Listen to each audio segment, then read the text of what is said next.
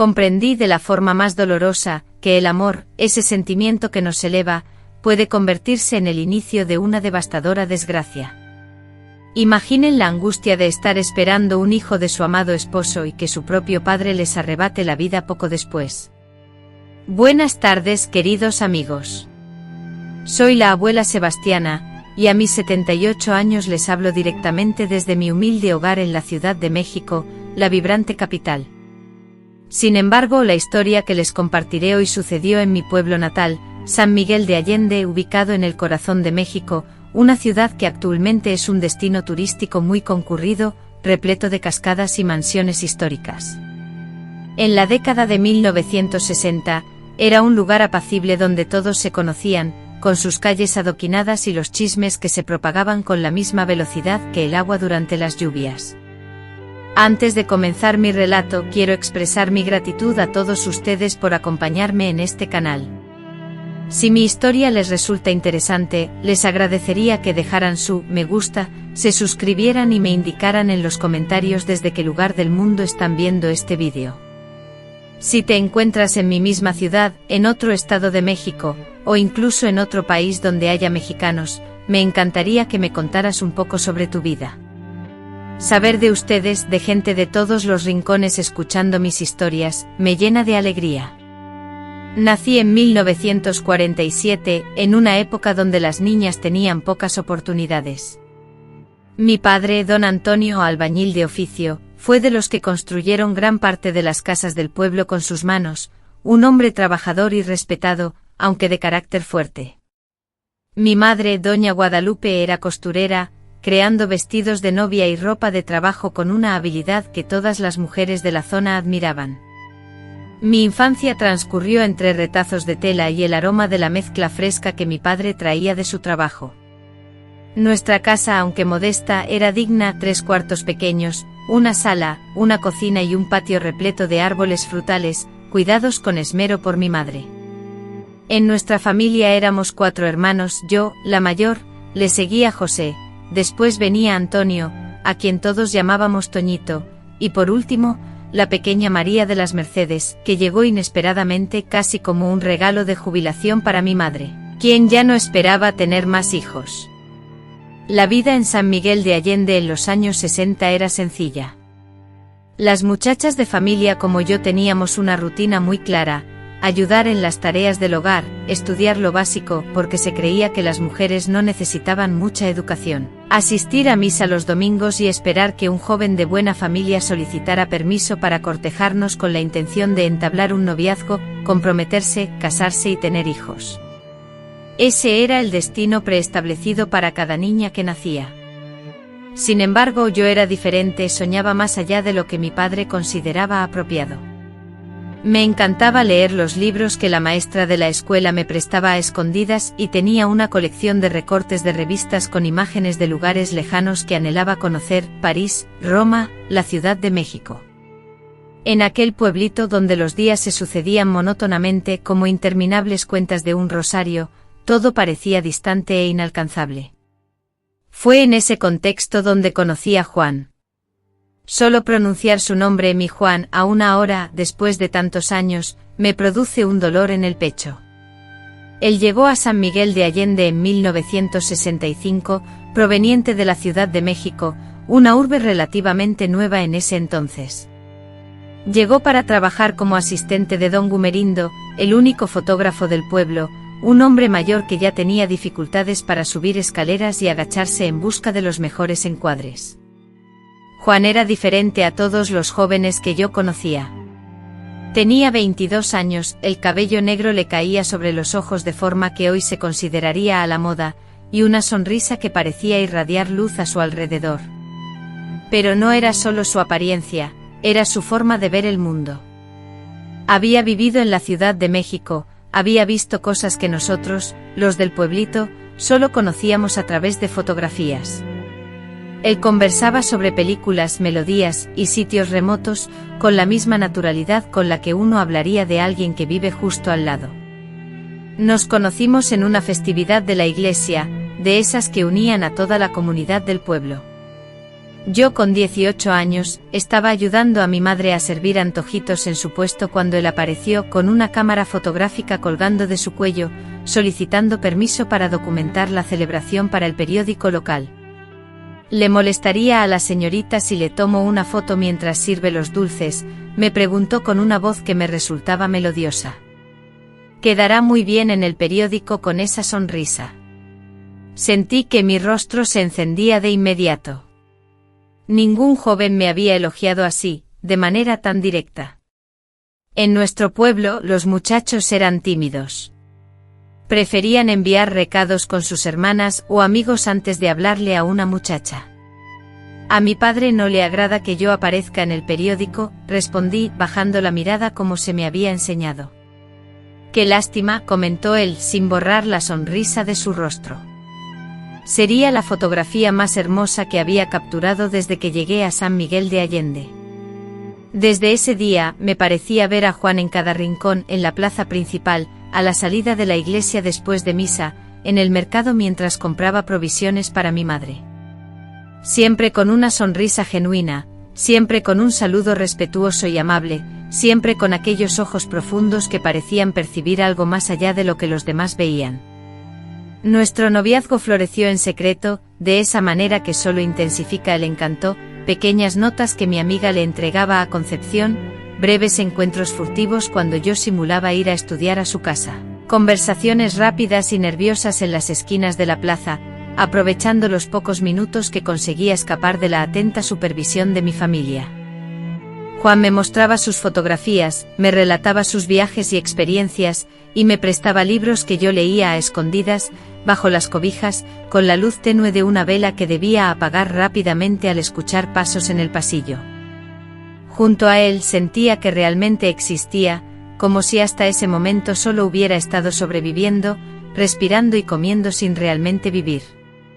En nuestras reuniones clandestinas él me prometía, un día te sacaré de aquí. Viviremos en la Ciudad de México, o tal vez en Guadalajara. Yo seré un fotógrafo famoso y tú podrás leer todos los libros que quieras, conocer todos los lugares con los que sueñas. Yo le creía, ¿cómo no hacerlo? El amor tiene esa cualidad, a la vez hermosa y terrible, nos hace creer cualquier promesa, por más descabellada que sea. 6 meses después de que nos encontráramos por primera vez a escondidas, Juan, armado de valor, decidió hablar con mi padre. Se vistió con su mejor ropa, pidió prestado el Volkswagen azul de don Gumersindo, el coche que era el mayor orgullo del viejo fotógrafo, y se presentó en mi casa un domingo después de misa. Mi corazón latía con tanta fuerza que sentía que iba a explotar cuando lo vi parado en la puerta, con un ramo de flores silvestres que había recogido en el camino. Con su habitual desconfianza mi padre le hizo pasar, ofreciéndole una bienvenida gélida, de esas que solo los oriundos de la zona saben leer entre líneas, una cortesía fingida, un escrutinio implacable. Don Antonio, comenzó Juan con voz firme a pesar de la tensión que denotaba la rigidez con la que sujetaba el sombrero, vengo respetuosamente a solicitar su permiso para cortejar a su hija, a Sebastiana. Mi padre, instalado en su sillón del corredor, ese que nadie osaba tocar, analizó a Juan de arriba a abajo como un comprador en el mercado de ganado. ¿Y por qué habría de permitir que mi hija se relacione con un forastero sin arraigo familiar?, inquirió sin ambajes. Un muchacho que vive de fotografías, sin propiedades, sin abolengo. Porque la amo, señor. La amo con respeto y con planes de futuro. Estoy ahorrando. Tengo la intención de abrir mi propio estudio en breve. Puedo ofrecerle a su hija una vida estable. La conversación se extendió por casi 60 minutos, con mi padre interrogando y Juan, con una serenidad que me asombraba, respondiendo a cada pregunta. Mi madre, siempre mediadora, servía café y calmaba los ánimos cuando mi padre elevaba la voz. Mis hermanos, atraídos por la curiosidad, espiaban desde la puerta de la cocina, dirigiéndome miradas que oscilaban entre la burla y la admiración. Para mi sorpresa, al final mi padre accedió, aunque con ciertas condiciones. Podríamos vernos los domingos después de la misa, sentados en el porche de la casa, bajo la atenta supervisión familiar. Además, una vez al mes Juan podría llevarme a tomar un helado a la plaza, pero debíamos regresar antes del ocaso. Y si el noviazgo continuaba, a los 6 meses deberíamos formalizar nuestro compromiso. Era poco en comparación con lo que anhelábamos, pero era mucho más de lo que anticipábamos. Juan se marchó ese día con una sonrisa tan amplia que parecía a punto de desbordar su rostro. Mientras ayudaba a mi madre a lavar los platos en la cocina del café, yo me sentía como si flotara, con la mente absorta en nuestros planes futuros. Los meses que siguieron fueron los más felices de mi juventud. Juan me visitaba puntualmente todos los domingos y siempre llegaba con un pequeño obsequio, una flor silvestre, un libro que me entregaba discretamente o una fotografía que había tomado pensando en mí. Nuestros paseos mensuales a la heladería eran eventos cuidadosamente planificados, cada instante valioso, lejos de la mirada familiar y aprovechado al máximo. Con el tiempo Juan logró ganarse el afecto de mi padre también. Colaboraba en las pequeñas reparaciones de la casa, compartía noticias de la Ciudad de México que capturaban el interés de mi padre, quien seguía la política por la radio, y siempre mostraba un respeto genuino por sus opiniones, incluso cuando sus puntos de vista eran diferentes. Mi madre, con cariño maternal, ya lo consideraba como a un hijo, reservándole la porción más grande y deliciosa del pastel para cuando él nos honraba con su visita, preguntando por su bienestar y hasta tejiéndole un grueso suéter para protegerlo del frío intenso que azota Guanajuato durante el invierno. Fue en ese contexto, mis queridos, cuando todo dio un vuelco inesperado. En uno de nuestros encuentros furtivos, que ya no eran por prohibición, sino para disfrutar de la intimidad sin la atenta mirada familiar, Juan me besó con una intensidad inusitada, con una urgencia palpable. Estábamos resguardados tras la vieja iglesia, en un rincón solitario que nadie solía frecuentar a esa hora.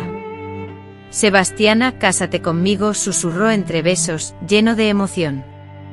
No puedo soportar más la espera, pero mi padre insiste en que estemos comprometidos al menos un año, respondí, agobiada por las estrictas costumbres impuestas. No quiero esperar un año. Te quiero a mi lado ahora mismo, todos los días, todas las noches. Lo que ocurrió a continuación, mis queridos, fue la consecuencia inevitable de cuando dos jóvenes, arrebatados por la pasión del amor, se dejan llevar sin control. No me extenderé en detalles explícitos, pues confío en su inteligencia y capacidad para inferir lo que sucedió.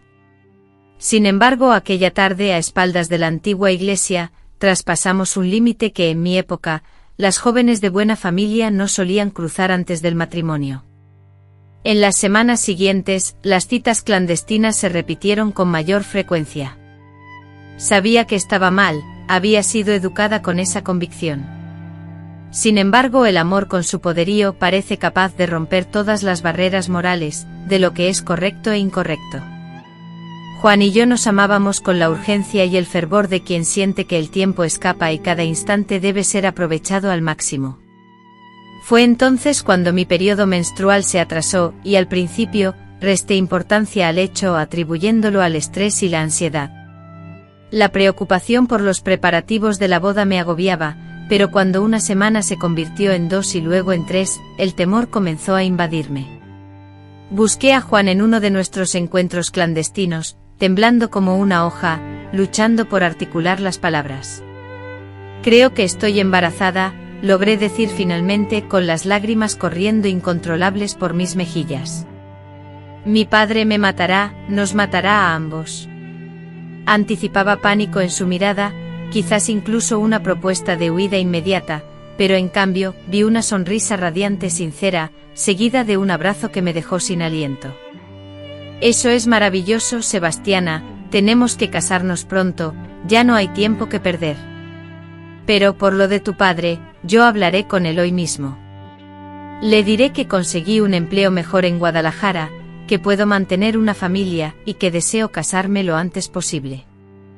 No mencionaremos al bebé todavía, solo después de que estemos casados. Aunque su tranquilidad me sosegó un poco, el miedo persistía, aferrado con fuerza a mi corazón. Conocía a mi padre lo suficiente como para no creer que la situación se resolvería tan fácilmente.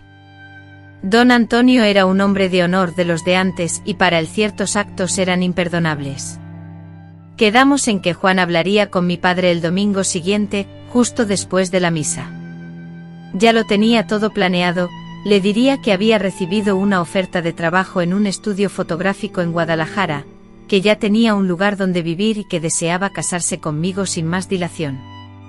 Sin embargo, el destino, mis queridos, a veces nos depara giros crueles.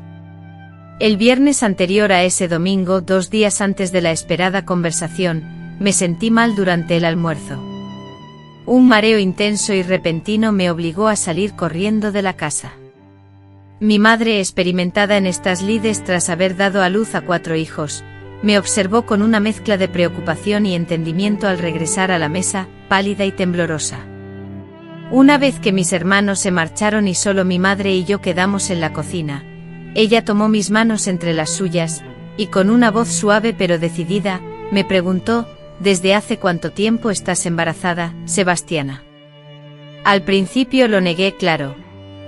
Inventé que era por algo que había comido, que estaba muy cansada, cualquier excusa que se me ocurriera. Pero mi madre solo movió la cabeza, esos ojos que parecían escudriñar mi alma me miraban con una mezcla de decepción y preocupación. Hija, soy tu madre. Conozco esa mirada. Conozco esos síntomas. Solo te pregunto para saber cuánto tiempo tenemos antes de que tu padre se dé cuenta.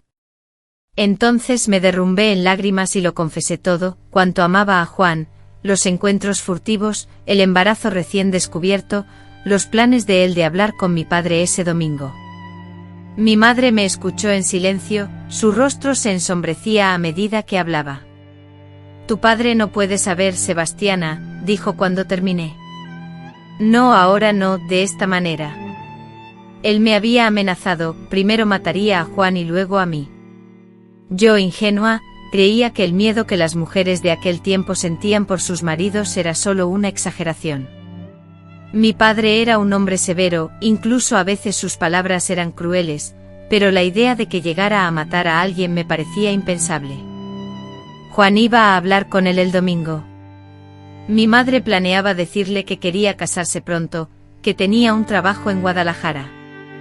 Aún no hablaríamos del embarazo. Dios te oiga, hija, me dijo mi madre. Pero aquel día, si Dios estaba escuchando, prefirió mirar hacia otro lado. Porque a la mañana siguiente, un sábado, me desperté sobresaltada por el ruido en la casa, voces enardecidas, portazos, el llanto de mi madre. Salí de mi habitación, aún somnolienta, y vi a mi hermano José, pálido, en el pasillo. ¿Qué pasa?, pregunté con el corazón latiendo con fuerza, anticipando una tragedia. Papá se enteró de lo tuyo con Juan, dijo con voz temblorosa. Alguien los vio detrás de la iglesia vieja y se lo contó. Salió hecho una furia. Agarró la escopeta. Mamá intentó detenerlo, pero era inútil, todos sabíamos lo furiosa que se ponía cuando algo la enfadaba. Sentí que la realidad se distorsionaba a mi alrededor, como si el suelo se moviera bajo mis pies. Mi padre, enceguecido por la rabia y con un arma en la mano, había salido en busca de Juan. En ese momento, todas las historias que había escuchado sobre hombres que mataban por defender su honor, los secretos susurrados por las mujeres sobre muchachas arruinadas y novios que pagaban con su vida, todo eso desfiló por mi mente como una película de terror, creando una angustiante sensación de peligro inminente. ¿A dónde fue?, grité aferrando con fuerza la camisa de mi hermano. Tenemos que detenerlo, es urgente. Me respondió que había ido al estudio de don Gumerindo, afirmando que iba a arreglar el problema de una vez por todas. No lo pensé ni un instante.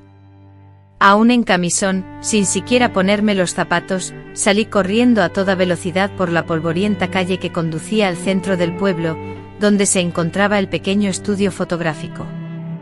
La gente me observaba con rostros de temor y sorpresa. Algunos intentaron detenerme para preguntar qué ocurría, pero yo corría desesperada, como si mi propia vida dependiera de ello, y, en cierto sentido, así era. Al llegar al estudio, una pequeña multitud se aglomeraba frente a la entrada. Un escalofrío heló mi sangre. Lleno de desesperación, me abrí paso a empujones entre la gente, gritando el nombre de Juan, suplicando por mi padre, clamando a Dios. Pero era inútil, mis amados, completamente inútil. Al cruzar el umbral del estudio, el tiempo pareció detenerse. Juro por Dios que fue así. El bullicio de la multitud exterior se desvaneció, el eco de mis gritos se apagó y solo existía la imagen grabada a fuego en mi memoria. Juan yacía en el suelo, tendido sobre la alfombra roja que don Gumerindo usaba para fotografiar a las novias del pueblo. Pero ahora, la alfombra era aún más roja, empapada en la sangre de mi amado. Sus ojos, aquellos ojos que me habían llenado de afecto, estaban abiertos, vidriosos, fijos en la nada. Su cámara fotográfica, su más preciado tesoro, yacía destrozada a su lado, como si hubiera intentado usarla para defenderse. Mi padre, inmóvil junto al cuerpo inerte, sostenía la escopeta aún caliente en su mano, emanando un ligero humo. Su rostro, normalmente sereno, ahora se deformaba en una mueca que fusionaba furia y una extraña, aterradora complacencia. Al verme entrar, sus ojos se entrecerraron y algo, una cualidad familiar, se desvaneció de su semblante, ese rostro que había conocido desde mi nacimiento. Ya no era mi padre quien estaba allí, era un desconocido, una criatura dominada por un odio que jamás había vislumbrado. Juan, grité corriendo hacia el cuerpo yacente y caí de rodillas sobre la sangre que se extendía, tratando desesperadamente de tocar el rostro ya gélido. Juan, por favor, háblame. Pero él no respondería, no volvería a hacerlo jamás. 2 disparos certeros en el pecho, directo al corazón. Mi padre, célebre por su puntería, se vanagloriaba de ello en las cacerías dominicales con sus amigos. Aléjate de ese infame, bramó mi padre, sujetando mi brazo con una fuerza brutal que me dejó marcas amoratadas. Deshonró a nuestra familia, te deshonró a ti. ¿Qué has hecho?, grité forcejeando para liberarme. Lo has matado. Sin poder evitarlo, las palabras salieron de mi boca, mataste al hombre que amo, al padre de mi hijo. Era el secreto que habíamos acordado guardar hasta después de la boda, ahora revelado de la peor manera, en el peor momento. El rostro de mi padre se transformó una vez más, si antes veía rabia, ahora percibía algo peor, un odio frío, medido, que me heló el alma. Hijo, repitió con voz grave y amenazante, estás embarazada de ese. Sí, grité, las lágrimas desbordándose por mis mejillas. Estoy embarazada de Juan. Íbamos a casarnos. Él iba a hablar contigo mañana. Nos amábamos. No vi venir la bofetada, solo sentí el golpe en mi rostro tan fuerte que caí hacia atrás, casi sobre el cuerpo inerte de Juan. La boca se me llenó de sangre y un diente se movió. Mi padre nunca me había golpeado así, con esa brutalidad ciega. Palmadas en la infancia, sí, pero nada como esto. Zorra, rugió, y esa palabra hirió más que el propio golpe. Con tus acciones nos has cubierto de deshonra, y ya no te considero mi hija. Todo sucedió muy rápidamente a partir de ese momento. Don Gumerindo, quien había corrido en busca de ayuda, regresó acompañado del comisario del pueblo y 2 policías. Mi padre fue arrestado, aún vociferando que había actuado como un hombre de honor, que había limpiado la honra familiar y que Juan, el agraviante, lo merecía. Yo permanecí arrodillada junto al cuerpo sin vida de Juan, hasta que alguien, cuya identidad no puedo recordar, me cubrió con un saco y me apartó de la escena. Aún puedo ver la imagen de la madre de Juan, una mujer humilde de la Ciudad de México que había venido a visitarlo esa semana, llegando al lugar.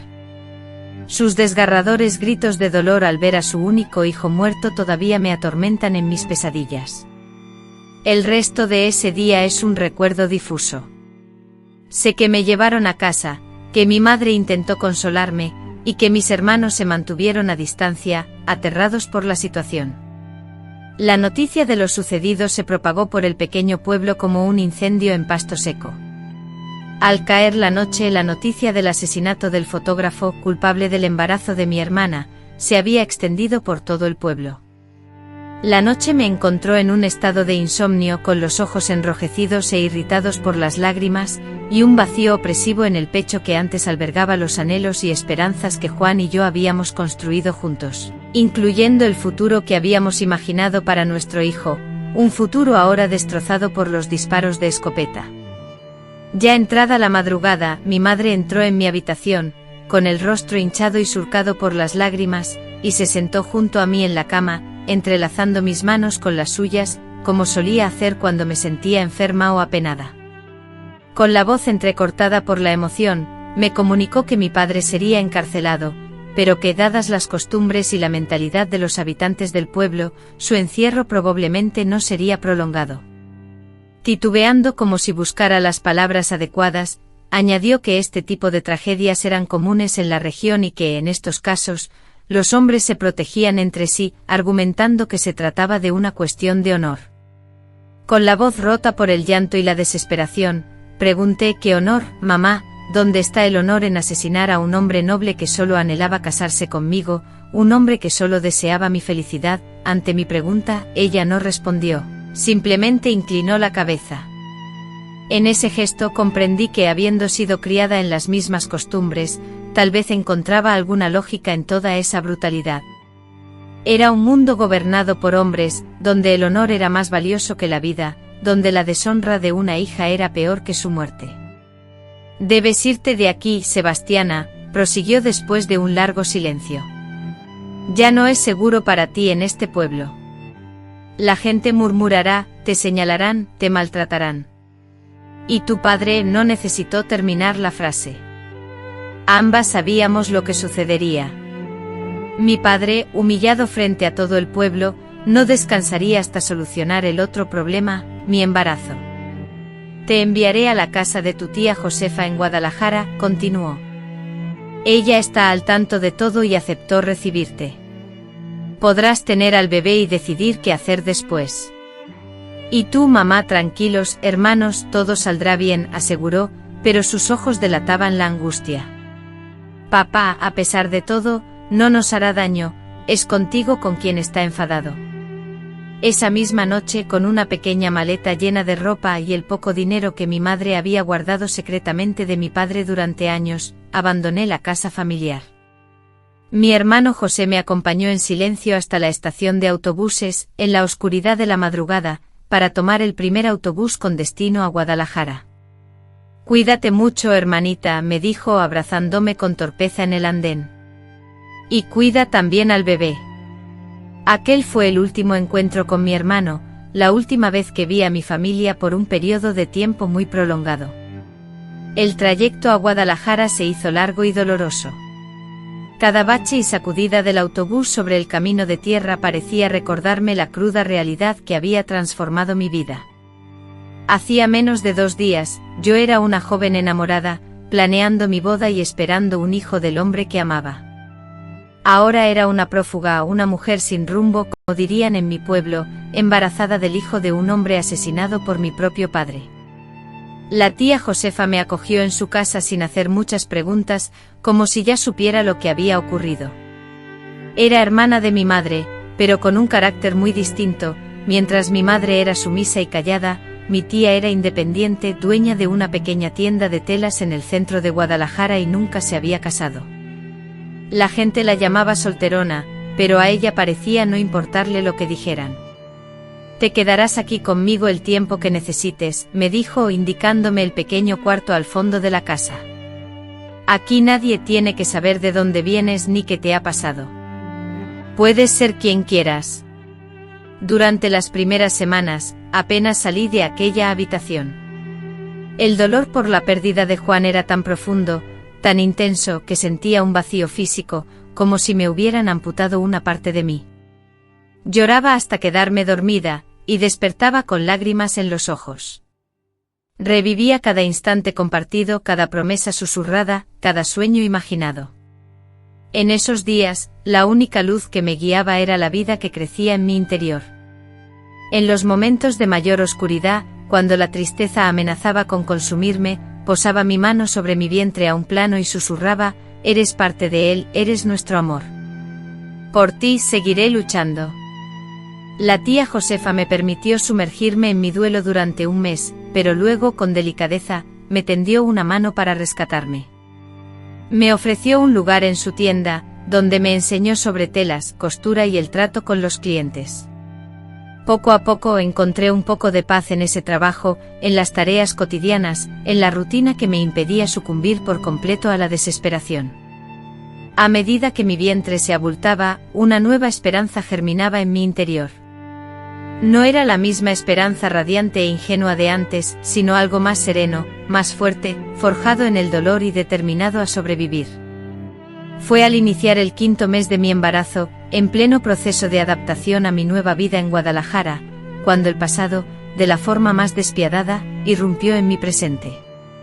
Recuerdo nítidamente que era un miércoles por la tarde. Tía Josefa había ido al banco y yo me encontraba sola en la tienda, ocupada en ordenar las nuevas telas que acababan de llegar.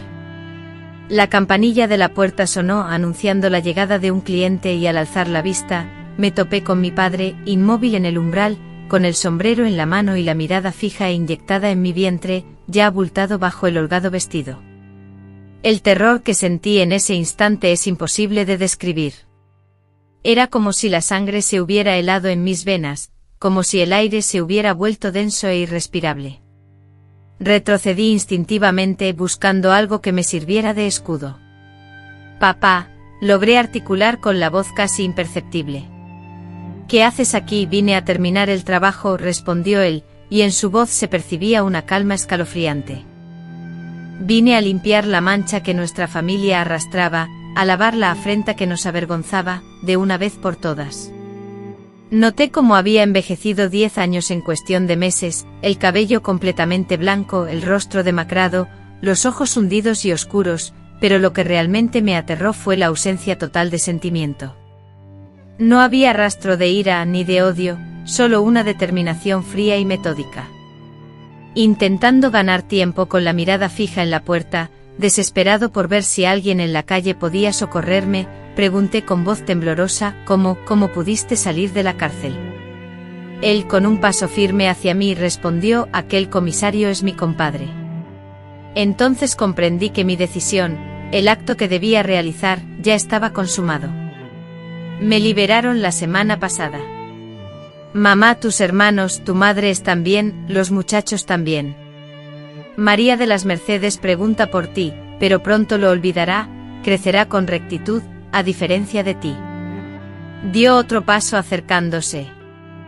Finalmente logré reaccionar, moviéndome con rapidez para rodear el mostrador y ponerlo entre nosotros. Suplicando con las manos protegiendo mi vientre, grité, papá, por favor. Es tu nieto, tu propia sangre, nada mío, gruñó, y por primera vez pude vislumbrar la furia que bullía bajo su apariencia serena. Es el hijo de ese miserable que deshonró a mi hija. Es la prueba tangible de nuestra vergüenza. Fue entonces cuando vi lo que escondía dentro del saco. No era un arma común, al menos no de las que se esperan. Era una fina y larga pieza de madera, con una punta que él mismo había afilado, similar a los restos de materiales de construcción que guardaba en el sótano para pequeños arreglos. Comprendí de inmediato su intención, no iba a matarme con un arma de fuego como hizo con Juan. Sería más personal, más despiadado. Usaría aquella madera para alcanzar al bebé que crecía en mi vientre, para arrebatar la vida de mi hijo antes de que siquiera naciera. El pánico me invadió por completo, y grité pidiendo ayuda desesperadamente. Desesperado arrojé cuanto pude, rollos de tela, unas tijeras afiladas, cajas de cartón, en un intento vano por detenerlo, pero él era una fuerza bruta, implacable. Con una agilidad sorprendente e inesperada en alguien de su edad, rodeó el mostrador de la tienda y me arrinconó contra la pared trasera. Esto se acaba aquí y ahora, sentenció, mientras levantaba amenazadoramente un trozo de madera. Intenté proteger mi abdomen con los brazos, esquivé como pude, supliqué una vez más, pero mis súplicas no le hacían mella. Vi el brazo de mi padre descender con una lentitud aterradora. Un dolor agudo y punzante explotó en mis costillas al sentir el impacto de la madera. Mi propio grito resonó en el vacío de la tienda. No recuerdo cada golpe, no, en algún momento mi mente en un acto de piedad, se apagó alejándome del sufrimiento.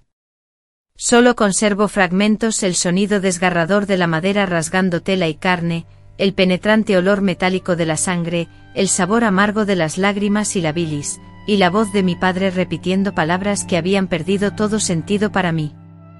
La última imagen que capté antes de sumergirme en la oscuridad total fue su rostro, un rostro irreconocible, deformado no por la ira común, ni siquiera por el odio, sino por algo más profundo y terrible, una locura fría, calculada, que lo impulsaba a impartir lo que él consideraba justicia, sin la más mínima pizca de humanidad. Luego la nada, un vacío negro y silencioso, un abismo donde el dolor y el miedo, mis más fieles compañeros, eran inútiles. Caí en esa negrura como quien se precipita en un pozo sin fin, sin esperanza de encontrar el camino de regreso a la luz. Ignoro cuánto tiempo transcurrió en aquella oscuridad absoluta. Podrían haber sido minutos, quizá horas, incluso días interminables. Solo sé que cuando finalmente empecé a despertar, cuando la conciencia regresó a mí en fragmentos borrosos, me encontré tendida en una cama de hospital, con tubos y cables conectados a mi cuerpo, y el penetrante olor a desinfectante reemplazando el fétido aroma de la sangre. Lo primero que experimenté, incluso antes de abrir los ojos por completo, fue un vacío desolador en el estómago. Mis manos, guiadas por la memoria muscular, buscaron la forma prominente que había albergado vida durante meses, pero en su lugar solo hallaron un vendaje áspero, el eco persistente de un dolor agudo y el vacío implacable de lo que ya no estaba. Intenté hablar, pero mi garganta era un desierto, cada movimiento se trocaba en una punzada dolorosa. Solo un gemido débil escapó de mis labios, pero fue suficiente para alertar a alguien en la habitación. Sentí el tacto delicado de una mano en mi frente, y una voz conocida me susurró palabras de consuelo: tranquila, hija. Ya pasó, ¿estás bien? Con gran esfuerzo abrí los ojos, luchando contra la intensa luz del hospital. Cuando mi visión se aclaró, vi a mi madre inclinada sobre mí, su rostro surcado por lágrimas recientes y sus ojos enrojecidos, revelando noches de insomnio. Parecía haber envejecido dramáticamente desde la última vez que la vi. Mamá, logré susurrar, mi voz ronca como papel de lija. ¿Qué pasó? El dolor se reflejó en su rostro con una intensidad palpable. Percibí su indecisión, el temor a revelarme toda la verdad, pero antes de poder reaccionar, una nueva e imperiosa duda se apoderó de mi mente aturdida. ¿Mi bebé?, pregunté, y en sus ojos hallé la respuesta que mi corazón ya presentía, aunque mi espíritu se resistía a aceptar. Mi madre, sin pronunciar palabra, negó con la cabeza, las lágrimas surcando silenciosamente sus mejillas. No necesitó articular palabra alguna. El vacío en mi vientre, la desolación en mi pecho, me habían hablado con elocuencia. Fue entonces cuando comprendí que había perdido no solo a Juan, ni únicamente el porvenir que juntos habíamos imaginado, sino también la última parte de él que me quedaba, nuestro hijo, que jamás llegaría a contemplar el mundo. El cielo que se extendía ante la ventana del hospital ostentaba un azul intenso e irreal, como si el mundo exterior ignorase la oscuridad que me engullía por dentro. ¿Cómo podía el sol seguir resplandeciendo? ¿Cómo podían las aves continuar entonando sus cantos? Mi mundo había colapsado, y sin embargo, el universo entero proseguía impasible, como si nada hubiera sucedido. ¿Cuánto tiempo he estado así?, pregunté a mi madre, quien aún me tomaba la mano, con la voz un poco más fuerte ahora que había bebido agua. 3 días, respondió ella, mientras acomodaba la sábana sobre mí con el cuidado que solo una madre posee. Perdiste mucha sangre.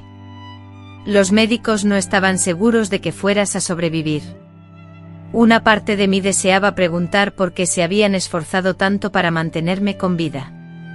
¿Qué me quedaba ahora? Juan muerto, nuestro hijo arrebatado antes de que pudiera conocer el mundo, mi familia destrozada, mi propio padre convertido en un monstruo al que ya no reconocía. ¿Y él?, pregunté sin poder pronunciar la palabra padre, después de lo que había hecho. Mi madre vaciló, sus ojos se dirigieron a nuestras manos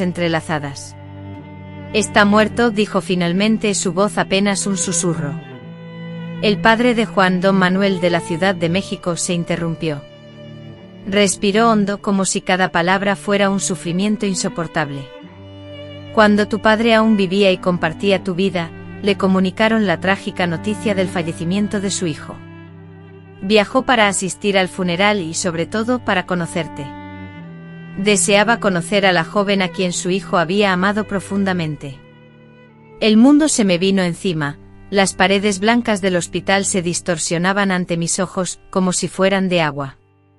El padre de Juan me salvó, dije, dándome cuenta de lo sucedido. Él había escuchado mis gritos desde la calle, entró en el local y presenció la escena. Tu padre no lo vio venir, continuó mi madre. Estaba muy distraído, muy ocupado, destruyéndome, terminé la frase, la amargura dejando un sabor metálico en mis palabras. Mi madre solo asintió, las lágrimas resbalando nuevamente por sus mejillas. Don Manuel disparó una única vez. Luego llamó a la ambulancia para ti, pero ya era demasiado tarde para el bebé, concluí, sintiendo el vacío en mi vientre como un agujero negro que amenazaba con engullirme. Para los dos, corrigió con suavidad. Para el bebé y para tu padre. Una parte de mí debería haber sentido algo. Experimenté una profunda indiferencia, como si el dolor, la furia y el fugaz alivio hubiesen sido succionados de mí. Me sentía vacío, anestesiado, como si mis sentimientos se hubieran diluido y desaparecido junto con la sangre derramada en el suelo de la tienda. Permanecí inmóvil, observando fijamente el techo blanco del hospital, contando distraídamente las manchas irregulares que formaban figuras abstractas. Tras un largo silencio rompí la quietud preguntando, ¿Don Manuel está preso? Mi madre respondió con una firmeza inédita en su voz, no. Los testigos presenciales de la calle, que habían visto todo, declararon que Don Manuel me salvó la vida, que mi padre intentaba asesinarme y que actuó en legítima defensa de un tercero. La ironía me golpeó, el mismo sistema judicial que liberó a mi padre tras asesinar a Juan, ahora protegía al hombre que había matado a mi padre para salvarme. La justicia, pensé amargamente, se manifestaba con esos giros retorcidos, con esos caminos que solo parecían tener sentido para quienes se encontraban en el lado favorecido de la historia. Finalmente, dirigiéndome más a mí misma que a mi madre, musité, ¿y ahora qué?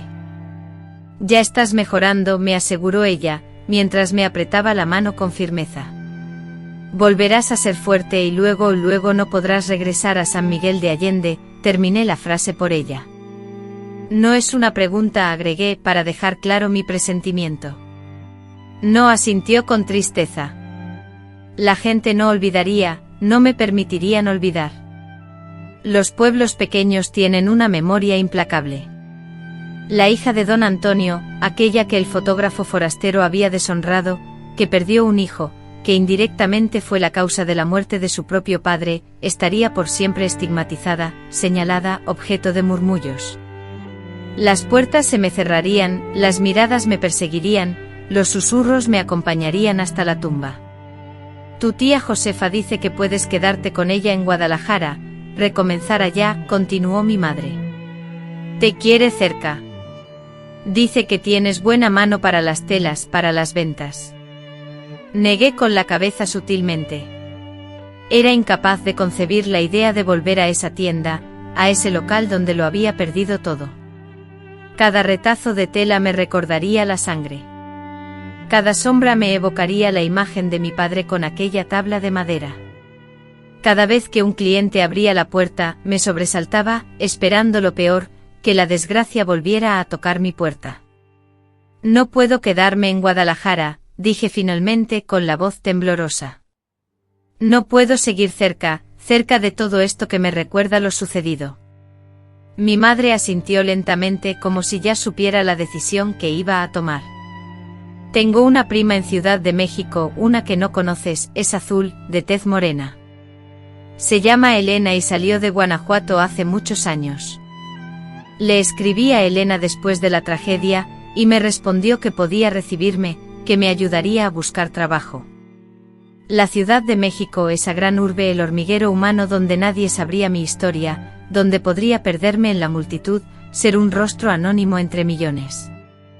La idea me atrajo como una llama atrae a las mariposas, peligrosa quizás, pero irresistible por la promesa de refugio y de comenzar de nuevo.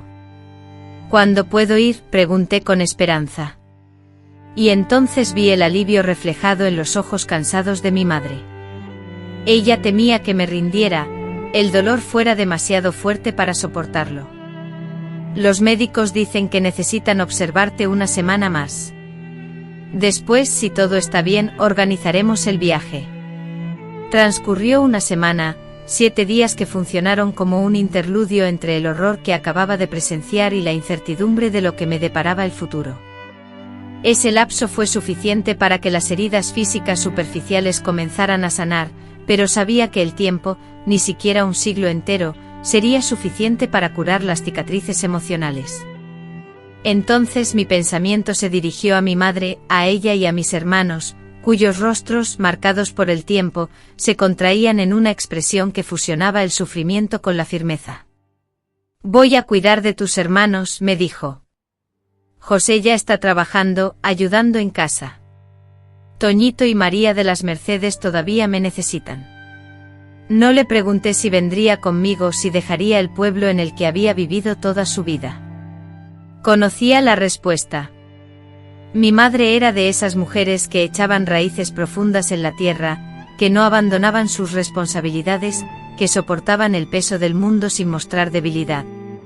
Ella se quedaría en San Miguel de Allende, enfrentaría las miradas curiosas y los comentarios malintencionados, se encargaría de la tumba de mi padre y continuaría adelante, un día tras otro como siempre lo había hecho. Los días en el hospital se extendían lentamente como si el tiempo se hubiera vuelto denso, cada minuto parecía una hora, cada hora, un día completo. Las enfermeras, siempre atentas y sonrientes, se esforzaban por ser amables, y los médicos, con su profesionalismo y rapidez, atendían mis heridas físicas. Sin embargo, nadie parecía saber cómo abordar el abismo de dolor que se había abierto en mí, la muchacha a la que le habían arrebatado todo de golpe. Las palabras de consuelo que intentaban pronunciar, aunque sinceras, resonaban huecas en el vacío de mi sufrimiento. Sus miradas compasivas, cargadas de pena, solo lograban acentuar mi soledad. Diariamente mi madre se hacía presente, trayendo consigo, en el fondo de su bolso, comida casera preparada con amor, un gesto que revelaba su inquebrantable cariño. Me contaba pequeñas historias del pueblo, relatos que parecían provenir de un universo lejano, de una existencia que yo había abandonado hace siglos. La tía Josefa, con su inagotable energía, también me visitaba ofreciéndome revistas, un vestido nuevo para cuando recuperara la libertad de salir, y compartiendo sus esperanzas y planes para mi futuro, en caso de que reconsiderara mi decisión de no regresar a la Ciudad de México. Durante esa semana de recuperación, descubrí la magnitud de los daños internos que había sufrido. Además de la pérdida de mi bebé, los médicos se vieron obligados a extirpar parte de mi útero, destrozado por la brutalidad del ataque. Nunca podría volver a concebir, nunca más sentiría una vida crecer dentro de mí. A pesar de mi juventud, apenas 19 años, ya cargaba con la pesada condena de una sentencia perpetua. Finalmente, al recibir el alta médica a finales de julio de 1966, el sofocante calor del altiplano agobiaba Guadalajara. El aire seco e implacable provocaba una intensa picazón en mi piel, aún cubierta por los vendajes. Apoyada en el brazo de mi madre, visiblemente más delgada, habiendo perdido 20 kilos, abandoné el hospital. El vestido nuevo que mi tía Josefa me había regalado, lucía holgado sobre mi cuerpo, desprovisto no solo del peso ganado, sino también de las curvas que el embarazo interrumpido me había regalado. Permanecí 3 días en casa de mi tía, reponiendo fuerzas para el largo viaje a Ciudad de México. Me recluí en la habitación, incapaz de contemplar por la ventana la calle donde se encontraba la tienda, escenario de la tragedia que había destrozado mi vida. Comía a duras penas y dormía aún menos, acosada por pesadillas que repetían incesantemente las escenas de aquel día, a veces con finales aún más crueles.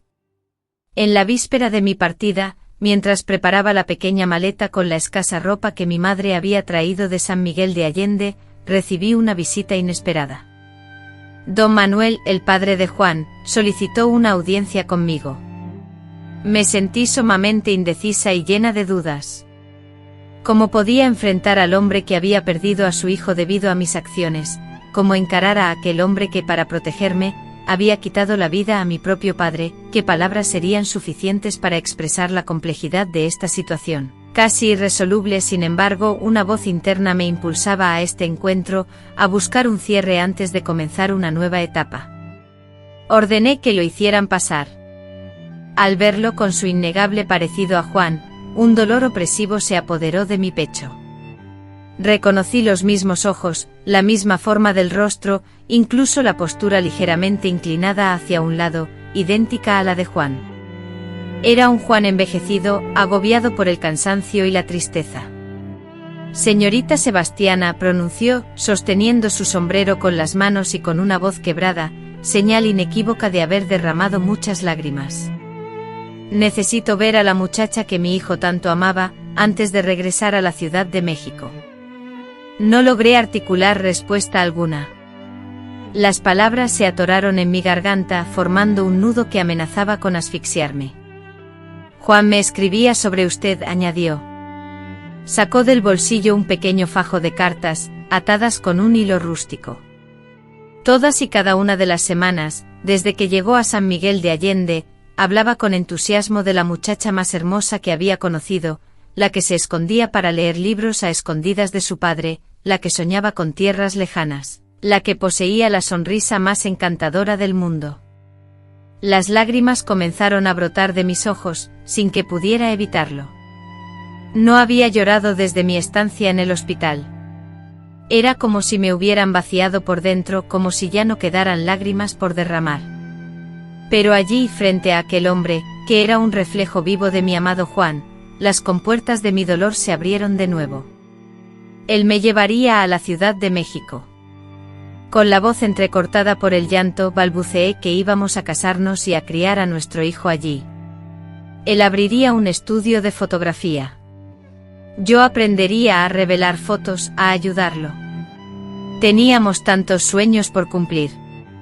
Don Manuel asintió lentamente, con los ojos humedecidos por lágrimas que luchaba por contener. Él me repitió cada uno de esos planes, recordándolos con cariño. Estaba ahorrando para comprar una casita en las afueras de la Ciudad de México, anhelando ofrecerte una vida digna, alejada de los rumores y la estrechez de los pueblos. Por un instante el silencio nos envolvió, sumiéndonos en el recuerdo compartido de la persona que perdimos, de los planes que nunca se materializaron. Vine a pedirte perdón, susurró al fin, con la voz apenas audible, por no haber llegado antes, por no haber salvado a mi hijo, por no haber salvado a tu bebé. Usted salvó mi vida, le contesté sintiendo el peso de esas palabras, una vida que dudaba si quería seguir viviendo, pero que él había protegido a costa de su libertad. ¿Cómo puedo agradecerte eso?, le pregunté. Viviendo, respondió con sencillez, viviendo plenamente como mi Juan habría querido. Él te amaba demasiado para verte así, consumida. Antes de marcharse, don Manuel me extendió un fajo de cartas y algo más, un sobre marrón que contenía fotografías. Son las últimas que tomó, explicó, estaban en su cámara cuando su voz se quebró. Don Gumerindo me las mostró creyendo que a mí me gustarían. Con dedos temblorosos, abrí el sobre y descubrí fotografías de San Miguel de Allende tomadas por Juan, la antigua iglesia, la plaza principal, el río que serpenteaba por las afueras del pueblo. Para mi asombro, también había fotos mías, de las que desconocía su existencia, sonriendo en el puesto de la fiesta, leyendo a la sombra de un árbol, mirando con ensueño por la ventana de mi casa. La última fotografía me dejó sin aliento. Era un retrato de perfil, con una mano delicadamente sobre mi vientre, que empezaba a delatar las primeras semanas de embarazo. Mi rostro, bañado por la luz del atardecer, irradiaba serenidad. En el reverso, con la cuidada caligrafía de Juan, se leía una única frase: mis dos vidas en una sola imagen. Además de un par de mudas de ropa y los medicamentos que aún necesitaba, las fotografías y las cartas eran todo lo que me acompañaba a la Ciudad de México. Eran mi mayor posesión, mi vínculo con un pasado que se desvanecía a diario, similar a un sueño que se esfuma al despertar. Lo más duro que había experimentado hasta entonces fue la despedida de mi madre en la estación de autobuses. Nos abrazamos con la premonición de que podría ser el último adiós. Ella, en silencio, humedeció mi hombro con lágrimas interminables. «Escribe cuando llegues», me rogó mientras, una vez más, me acomodaba el cuello. «Cuéntame cómo es la Ciudad de México, cómo es la gente de allá». «Escribiré todas las semanas», prometí, consciente de que tal vez no lograría cumplir esa promesa. No porque no quisiera, sino porque cada carta sería un recordatorio de todo lo que había perdido, de todo lo que había dejado atrás. «Te amo, mi hija», susurró estrechándome en un abrazo definitivo antes de que la voz metálica del conductor anunciara la inminente salida. «Nunca olvides estas palabras. Jamás olvides que mi amor por ti es infinito, más valioso que cualquier otra cosa en este mundo». El autobús, en la fría oscuridad del amanecer, se puso en marcha, rompiendo la negrura del altiplano, como una cuchilla que atraviesa las profundidades de un río. Desde mi asiento junto a la ventana, observé cómo Guadalajara se alejaba, sus luces centelleantes reduciéndose hasta convertirse en meros puntos lejanos. Después solo la carretera extendiéndose delante de mí como una promesa difusa, un camino hacia un futuro incierto, imposible de prever. Con 19 años, el cuerpo aún dolorido por la reciente partida y el corazón destrozado, me adentraba, completamente sola, en la ciudad más grande del país, llevando conmigo únicamente una pequeña maleta, algunos recuerdos en forma de fotografías y un vacío en el pecho, donde antes se alojaba la esperanza. Ignoraba por completo lo que el destino me depararía en Ciudad de México. Desconocía si encontraría la fortaleza necesaria para reconstruirme, si el dolor, implacable, se atenuaría lo suficiente para permitirme respirar sin la constante sensación de ahogo. La única certeza que me acompañaba era la imposibilidad de regresar atrás. El pasado, un tiempo manchado con sangre, marcado por la muerte y lleno de pérdidas que jamás podrían ser reparadas, había quedado sellado. La única opción era avanzar, dar un paso tras otro, día tras día, arrastrando el peso de los recuerdos que, sin importar la distancia, jamás se desvanecerían. Apoyé la frente contra el frío cristal de la ventana del autobús, observando las innumerables estrellas que adornaban el inmenso cielo nocturno del centro de México. En algún lugar allá arriba, pensé, quizás Juan estuviera mirándome.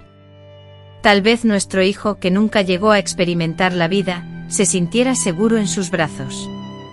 Era un pensamiento simple, incluso infantil, pero en ese instante de soledad profunda, era el único consuelo que lograba encontrar. La carretera, implacable, continuaba su recorrido, llevándome hacia un destino que yo no había escogido, hacia una vida que nunca había soñado, hacia un mundo donde tendría que aprender a sobrevivir, siendo solo la mitad de la persona que una vez fui. En la penumbra del autobús, que devoraba kilómetros sin cesar, yo permanecía inmóvil, una pasajera rumbo a lo incierto. Dejaba atrás los restos de la niña que alguna vez anheló amor, familia y felicidad. La Ciudad de México me engullía, tal como una fiera atrapa a su presa. Tras casi 24 horas de viaje, descendí en la terminal de autobuses del norte, un laberinto humano. Personas apresuradas por todas partes, anuncios confusos que resonaban en los altavoces, una mezcla de olores desconocidos y ruidos que nunca había escuchado. Parada en medio de ese caos, con mi maleta desgastada en las manos y el cuerpo adolorido, me sentía insignificante. Un taxista, interrumpiendo mis pensamientos, me sobresaltó: «Muchachita, vas a quedarte ahí todo el día. ¿Buscas a alguien?». Le extendí el papel arrugado con la dirección de la prima de mi madre. El hombre, tras examinarlo con una mueca, me indicó un autobús urbano: «Toma ese. Baja en la última parada. Barrio lejos, el taxi te desplumaría». Así era la Ciudad de México en 1966, una metrópoli que iba a toda prisa, sin contemplaciones, sin la calma de un pueblo pequeño. Guiado por una intuición febril, me adentré en un autobús abarrotado, aferrándome desesperadamente a cualquier cosa, mientras el vehículo se abría paso entre avenidas interminables y barrios que parecían ciudades independientes. perdiéndose en un laberinto de concreto que parecía no tener fin. La casa que buscaba se encontraba en la periferia oriental, en un barrio llamado Iztapalapa. Era una construcción modesta encajada entre muchas otras similares, situada en una calle de tierra que al llover se convertía en un barrizal. Ella me recibió con la cautela hospitalaria, propia de alguien acostumbrado a la vida en la gran ciudad, un abrazo rápido, preguntas directas y unos ojos que evaluaban mi lamentable condición. Tu madre me contó a grandes rasgos lo que sucedió, dijo mientras me guiaba hacia el pequeño cuarto en la parte trasera, donde me quedaría. Aquí nadie sabrá nada de eso. Empiezas de nuevo como tantos otros hacen en esta ciudad. Empezar de nuevo parecía tan sencillo como si bastara con cambiarse de ropa o de peinado. Creía que podría dejar atrás no solo un lugar, sino también todo lo que me definía hasta entonces. Mis primeros meses en la Ciudad de México fueron un periodo gris y solitario. Gracias a su ayuda, conseguí un empleo en una fábrica de ropa, donde trabajaba como supervisora. Durante 12 horas diarias me sentaba frente a una máquina de coser industrial, cosiendo piezas idénticas una tras otra, con los dedos llenos de pinchazos de aguja, la espalda adolorida y la mente en blanco. Por las noches, en la estrechez de mi cuartito, sacaba de debajo de la almohada las fotos de Juan y las cartas que él había escrito a su padre. Releía cada palabra hasta grabármelas en la memoria. Contemplaba su rostro sonriente hasta que las lágrimas me nublaban la vista. Era mi ritual privado de duelo, mi manera de aferrarme a algo que todos querían que olvidara. Debes socializar más, me repetía mi madre en los escasos domingos que no tenía que trabajar. Conocer gente nueva, divertirte, no te beneficiará en nada encerrarte en ese cuarto a contemplar fotos antiguas. Pero lo que ella no entendía, y lo que nadie podía comprender, era que yo no deseaba sentirme bien. Experimentar bienestar se sentía como una traición a Juan, a nuestro hijo que nunca llegó a nacer, a todo lo que habíamos perdido. El dolor era la única conexión que me quedaba con ellos, y me agarraba a él con la misma desesperación que un náufrago se aferra a una tabla en medio del océano. 1967 llegó. Un año frío y sombrío. Cumplí 20 años completamente sola, sin festejos, sin siquiera una llamada de mi familia, la cual había dejado atrás. Las cartas de mi madre se hicieron cada vez menos frecuentes y más banales. Era como si la distancia física hubiera generado también una barrera emocional insuperable. Fue por esa época que empecé a notar cambios en mi cuerpo. Además de las marcas físicas visibles que dejara el ataque y de la extirpación parcial del útero, lo que me impedía la posibilidad de ser madre, empecé a padecer punzadas persistentes en la zona abdominal inferior, periodos menstruales irregulares y sangrados anómalos, y un agotamiento que ni el sueño reparador conseguía mitigar. Necesitas ver a un médico, me instó con preocupación, al observarme encorvada por el dolor durante la cena, con el rostro descolorido y pálido como la cera. Hay una clínica pública cerca, la atención es gratuita. Me resistí todo lo que pude. Acudir a un médico implicaba preguntas, tener que relatar lo sucedido, revivir el trauma que tanto me esforzaba por olvidar. Pero cuando el dolor se hizo insoportable, hasta el punto de no poder sostenerme en pie frente a la máquina de coser, me vi obligada a ceder. El diagnóstico fue frío, técnico, impersonal, infección pélvica crónica, provocada por el daño en el aparato reproductor y agravada por una cicatrización deficiente tras la intervención quirúrgica. El joven médico, con una mirada fugaz, me extendió una receta que incluía antibióticos, analgésicos y la orden de guardar reposo. Doctor, el reposo no es posible, le respondí, agobiada por la preocupación de perder mi trabajo, consciente de que sin él no podría cubrir el pago de mi cuarto. Necesito trabajar. El médico, impasible ante mi angustia, se limitó a encogerse de hombros, mostrándose ajeno a mi desesperación. Entonces seguirá enferma. Usted decide. Salí de la clínica sintiéndome aún más vulnerable que antes. No solo mi cuerpo me fallaba, sino que sentía que mi vida entera se conjuraba en mi contra.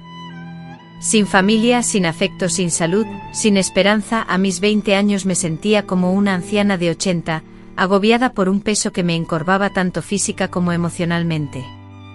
Los medicamentos ofrecieron un alivio temporal, pero los dolores regresaron, esta vez acompañados de fiebres nocturnas que me empapaban en sudor y me hacían temblar bajo la delgada cobija. Mi cuerpo se debilitó tanto que mis ropas, que ya me quedaban holgadas, comenzaron a caerme. Tras perder peso de manera drástica, mis ropas, que ya me quedaban holgadas debido a mi delgadez producto de la tristeza, ahora colgaban de mí como si fueran de alguien completamente diferente. A finales de 1967, estando en la fábrica, sentí un mareo tan fuerte que estuve a punto de desmayarme. Caí desplomada sobre la máquina de coser, y la aguja se clavó en mi mano, tiñendo de rojo la tela blanca que estaba cosiendo. Me trasladaron de inmediato al mismo hospital público donde me habían diagnosticado la enfermedad por primera vez. En esta ocasión, la doctora que me atendió era diferente, una mujer de mediana edad, con la mirada cansada pero amable, que me exploró con detenimiento y me formuló preguntas que nadie antes me había hecho, indagando sobre el accidente original, el tratamiento que recibí en Guadalajara y cómo había evolucionado mi recuperación. Después de realizarme varios exámenes, me informó: tienes una infección grave que se ha propagado. Necesitamos hospitalizarte para administrarte antibióticos por vía intravenosa, y probablemente requerirás otra cirugía para extirpar el tejido afectado. Con voz débil, protesté: no puedo quedarme hospitalizada. Perderé mi trabajo, mi habitación. Si te marchas, morirás, declaró sin rodeos, pero sin frialdad. La decisión es tuya, aunque considero que ya has sufrido demasiadas pérdidas como para abandonar también esto. Hubo algo en su tono, no de pena, sino de auténtica empatía, que derribó la última defensa que me sostenía. Lloré sin freno como no lo hacía desde que dejé Guanajuato, sollozando como una niña extraviada, liberando todo el dolor, el temor y la soledad acumulados. La doctora aguardó con paciencia a que me serenara, sin consuelos huecos, solo con su mano firme sobre mi hombro. Cuando por fin pude respirar con normalidad, me observó fijamente.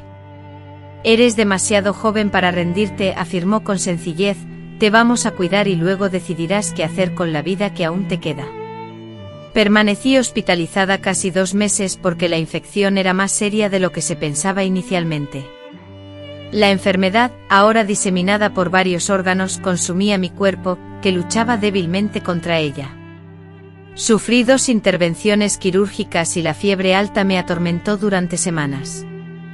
Perdí más peso flotando entre la lucidez y el delirio, donde la imagen de Juan me llamaba y sentía las patadas de nuestro bebé en mi vientre vacío y marcado por cicatrices. Sumira vino a verme algunas veces, trayendo ropa limpia y relatando las noticias del barrio, sin esperar realmente respuesta. En la tercera visita, me dio la noticia que ya anticipaba: la habían despedido de la fábrica y mi pequeño cuarto en la parte trasera de su casa había sido arrendado a otra persona. Mis escasas pertenencias estaban guardadas en una caja de cartón.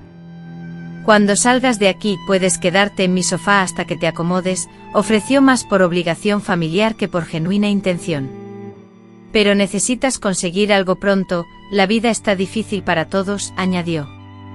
Al recibir el alta médica en marzo de 1968, mi cuerpo era una pálida imitación de lo que había sido. Había perdido tanto peso que apenas superaba los 40 kilos. La fiebre había provocado la caída de mi cabello en grandes mechones, dejando mi cuero cabelludo a la vista. Mi rostro estaba demacrado, tan consumido que mis ojos parecían a punto de salirse de las cuencas. La doctora, quien me había atendido con dedicación, me extendió una lista de medicamentos imprescindibles y pautas alimenticias estrictas.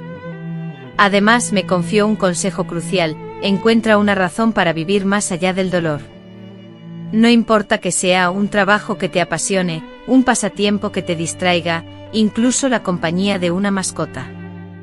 Necesitas aferrarte a algo, o la próxima vez que nos veamos será en la morgue. Sus palabras, duras pero sinceras, resonaron en mí. Me estaba muriendo no solo físicamente, sino que mi espíritu se extinguía lentamente. La llama de vida que aún ardía en mi interior amenazaba con apagarse por completo.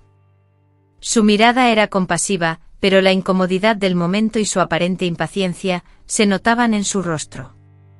Tras 2 semanas soportando insinuaciones sutiles y veladas sobre mi necesidad de reaccionar y dejar la inacción, finalmente conseguí un empleo como dependienta en una panadería situada a pocos pasos de la estación de metro. El propietario, un hombre español de naturaleza amable y compasiva, se sintió conmovido por mi lamentable estado, y además de ofrecerme el salario mínimo, me proporcionó un pequeño cuarto en la parte posterior de la panadería, donde podría pernoctar. «Esta muchacha parece que ha regresado de la guerra», comentó en voz baja a su esposa, creyendo que no lo escuchaba. Era innegable que jamás había visto a alguien tan exhausto y deshecho a tan corta edad. La verdad me golpeó con fuerza al contemplarme en el pequeño espejo agrietado del baño de la panadería. Apenas reconocía la imagen reflejada. Donde se había esfumado la joven de mejillas sonrosadas que sonreía radiante en las fotografías de Juan, donde estaba la muchacha que anhelaba París, Roma y una vida más allá de los límites de San Miguel de Allende, lo único que veía era un espectro. Unos ojos sin brillo en un rostro que parecía haber envejecido décadas en tan solo 2 años. La jornada en la panadería era extenuante, comenzaba con la primera luz del alba, a las 5 de la mañana, y se extendía hasta las 7 de la noche, lo que implicaba una dedicación total y absorbente. Prácticamente todo el día estaba activa, inmersa en el trabajo, sin un instante para que la tristeza o los pensamientos oscuros me atormentaran. Además, siempre tenía a mi disposición pan recién horneado, café humeante y, ocasionalmente, algunas sobras del mostrador, como un trozo de jamón o queso. Poco a poco, casi sin darme cuenta, empecé a recuperar peso. Los medicamentos y la regularidad de las comidas surtieron efecto, y los dolores, aunque persistentes, se atenuaron. Ya no eran tan intensos como antes, lo suficiente para que pudiera trabajar sin sentirme desfallecer. El cabello también comenzó a crecer de nuevo, aunque todavía no recuperaba el brillo de antaño, al menos ya cubría el cuero cabelludo que se había expuesto durante mi enfermedad. Fue en la panadería donde conocí a doña Margarita, una señora española que todas las mañanas compraba pan recién hecho y se quedaba un rato charlando conmigo antes de regresar a su hogar. Detectó mi acento provinciano y me preguntó de dónde era. Manifestó un interés genuino al mencionar Guanajuato. «Mi hija vive en Guadalajara», me dijo un día. Después se casó con un tapatío y se marchó. «La echo tanto de menos que me duele el alma», confesaba. No comprendía que me había hecho confiar en ella. Quizás fue su actitud maternal, tal vez la soledad que me acompañaba hacía tanto que se había vuelto parte de mí, o tal vez simplemente el cansancio de cargar sola con el peso de mi historia. Una mañana, con la panadería vacía, solo nosotras dos presentes, le revelé mi pasado, no los detalles más dolorosos, pero sí lo suficiente para que entendiera por qué una joven de 21 años aparentaba haber vivido ya varias vidas de sufrimiento. Me escuchó en silencio con los ojos humedecidos, sujetando mi mano sobre el mostrador. Al finalizar mi relato, en lugar de ofrecerme palabras vacías de consuelo o, peor aún, lástima disfrazada de empatía, simplemente me invitó: «Ven a cenar a mi casa hoy. Mi esposo se encuentra fuera de la ciudad por motivos laborales, y me he preparado una olla de sopa demasiado grande para consumirla yo sola». Esa sencilla invitación marcó el comienzo de una amistad que a la postre me salvaría la vida. Doña Margarita residía en un apartamento modesto pero reconfortante situado en el corazón de la ciudad, adornado con objetos traídos de España y fotografías familiares colgadas en las paredes. Estatuas de santos católicos parecían observarnos con mirada benevolente, y el aroma a comida recién hecha impregnaba cada rincón. Compartimos la cena, charlando sobre temas cotidianos, intercambiando recetas, comentando el clima y los acontecimientos del vecindario. Ella no volvió a mencionar mi desgracia, no formuló preguntas indiscretas, ni me ofreció consejos no solicitados, simplemente me trató como a cualquier otra persona, algo que no experimentaba desde hacía tanto tiempo que casi había olvidado cómo se sentía. Al despedirme, colocó en mi mano un pequeño libro encuadernado en cuero envejecido. Poemas de Gabriela Mistral, explicó una poeta chilena que también comprendió el sufrimiento. Tal vez te haga compañía en las noches de insomnio. Regresé a mi pequeño cuarto, ubicado en la parte posterior de la panadería, y abracé el libro contra mi pecho, sintiéndolo como un valioso tesoro. Hacía tanto tiempo que no me sumergía en la lectura, limitándome a leer prospectos de medicamentos y etiquetas de productos, quizás solo las cartas de Juan, o los libros que la maestra de San Miguel de Allende me prestaba secretamente antes de que todo se viniera abajo. Esa noche, por primera vez en muchos años, no pude dormir, pero no por el dolor físico ni por el miedo, sino por una razón completamente nueva. Permanecí despierta, absorta en la lectura de los poemas de Gabriela Mistral, asimilando cada palabra, cada verso que parecía resonar directamente en mi alma atormentada. Deja que mis manos se acostumbren a las tuyas, que se calienten como palomas en nido tibio. Que se entrecrucen como ramas en selva huracanada. Como raíces en el seno generoso de la tierra. Las palabras de aquella mujer, fallecida hacía ya décadas, de alguna manera lograron reconectarme con algo que creía haber perdido para siempre. Superando el dolor por Juan, el hijo que nunca llegó y la profunda tristeza que amenazaba con consumirla, encontró consuelo en el amor por la vida misma. La belleza que aún persistía, incluso después de la tormenta más oscura, se manifestó en la cálida compañía de doña Margarita. La cena se convirtió en una tradición semanal, seguida por muchas más. Pronto los domingos se llenaron con el aroma de pasteles españoles horneados en su hogar, escuchando las historias de su infancia en un pueblo cercano a Madrid y aprendiendo el delicado arte del encaje de bolillos en las largas tardes de invierno en la Ciudad de México. Doña Margarita nunca la compadeció, nunca la etiquetó con la tristeza de su pasado. Para ella era simplemente Sebastiana, la muchacha de Guanajuato, la trabajadora de la panadería, la amante de la poesía y la hábil artesana del encaje. Fue esa visión de doña Margarita, que veía más allá de su dolor, vislumbrando un futuro lleno de posibilidades, la que la rescató, poco a poco, y la devolvió a la vida. En el año 1969, al celebrar mi 22º cumpleaños, doña Margarita me obsequió un regalo que transformaría por completo mi vida, una completa caja de costura, provista de delicadas tijeras, coloridos hilos, agujas de diversos tamaños y una tarjeta de presentación. Mi amiga Concepción tiene un taller de costura en la colonia Roma, explicó, necesita a alguien con habilidad para realizar acabados finos, trabajar con encajes y bordar. Le hablé de ti. Si deseas, podrías empezar el próximo lunes. La propuesta, tan inesperada como inquietante, contrastaba con los años de penurias que había vivido.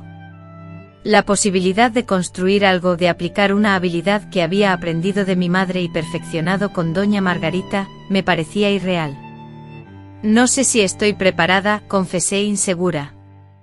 Nadie está realmente listo para nada en la vida, respondió con la sencilla sabiduría que la caracterizaba, solo se descubre la preparación al actuar. El lunes siguiente, presa del nerviosismo, me presenté en el taller de Concepción.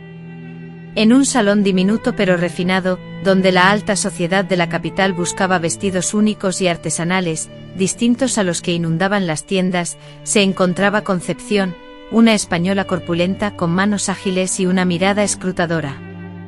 Ella, tras examinar mis manos, me solicitó que bordara unos puntos de muestra en un trozo de tela. Observó mi destreza al manipular los delicados encajes que adornaban los vestidos de gala. Doña Margarita me comentó que has atravesado momentos complicados, dijo mientras yo, concentrada para evitar que mis dedos temblaran, trabajaba. Añadió que nunca había conocido a alguien con tanto talento innato para las labores de costura. Sin responder, mantuve mis ojos fijos en la tela, paralizada por el temor a fallar, a decepcionar, a perder esta valiosa oportunidad. Tu pasado no me interesa, niña, prosiguió Concepción, con voz firme pero amable. Lo que me interesa es tu futuro. Si continúas desempeñándote de esta manera, tendrás un puesto estable aquí todo el tiempo que desees. Así se inició una nueva etapa en mi vida, un periodo que aún conservaba las huellas del pasado, marcado por sufrimientos físicos y emocionales que nunca se borrarían por completo. Sin embargo, era una etapa donde, por primera vez desde la tragedia, existía una tenue hebra de esperanza, la posibilidad, aunque remota, de que tal vez, solo tal vez, pudiera hallar un propósito más allá del dolor. El taller de Concepción se transformó en mi refugio, mi santuario. Entre sedas y tules, entre encajes y bordados, encontré un sentido que me mantenía con vida, que hacía cada amanecer más llevadero. No era felicidad. Dudo que volviera a experimentar esa emoción, pero sí algo similar a la paz, una tregua en el campo de batalla que había sido mi existencia. En las noches de un silencio profundo, cuando regresaba a la modesta habitación que ahora rentaba cerca del taller, aún extraía de debajo de la almohada las fotografías de Juan, las cartas que conservaba como si fueran sagradas reliquias. Todavía se comunicaba con él en murmullos, y la fantasía de nuestro hijo, que de haber vivido estaría celebrando su 3er aniversario, seguía presente. El dolor persistía, tan incesante como la respiración misma. Sin embargo, había aprendido a sobrellevar su carga sin sucumbir por completo. Era una forma extraña de sobrevivir, una existencia que se desarrollaba en los límites, en la oscuridad.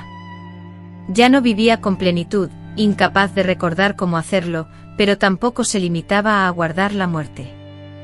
Se encontraba en un punto intermedio, recorriendo un valle sombrío que parecía no tener fin, aunque ahora al menos poseía la fortaleza para seguir adelante, paso a paso, día tras día, llevando consigo los espectros de lo que pudo haber sido.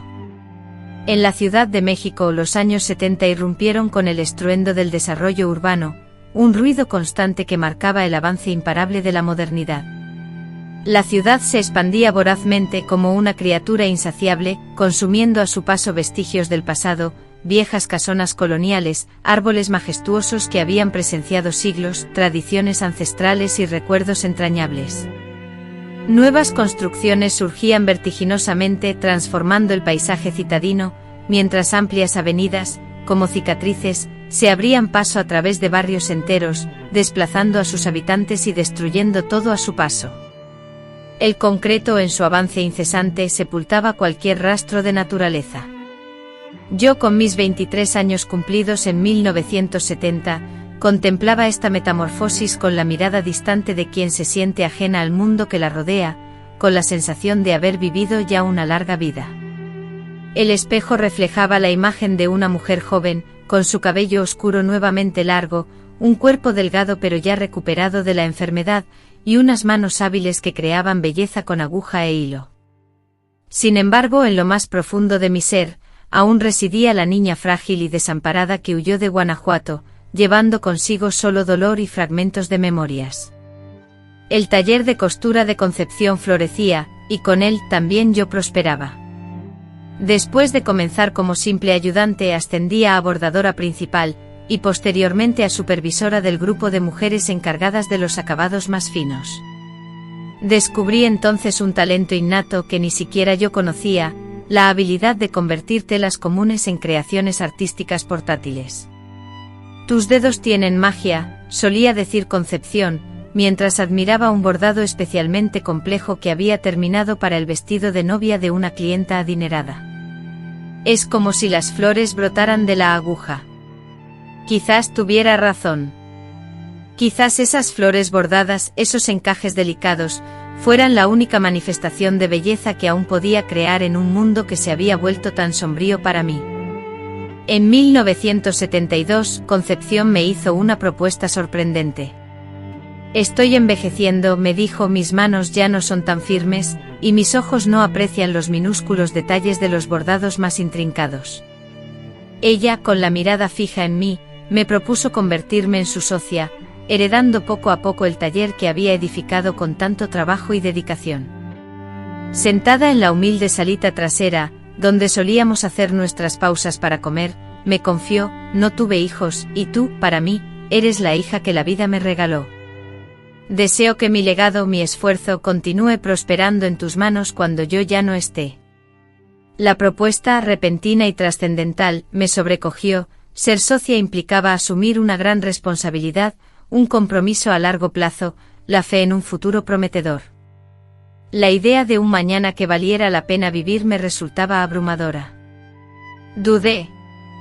Estaba lista para esto, lo estaría algún día, necesito pensarlo, balbuceé, con la voz temblorosa ante la magnitud de la oportunidad que se presentaba.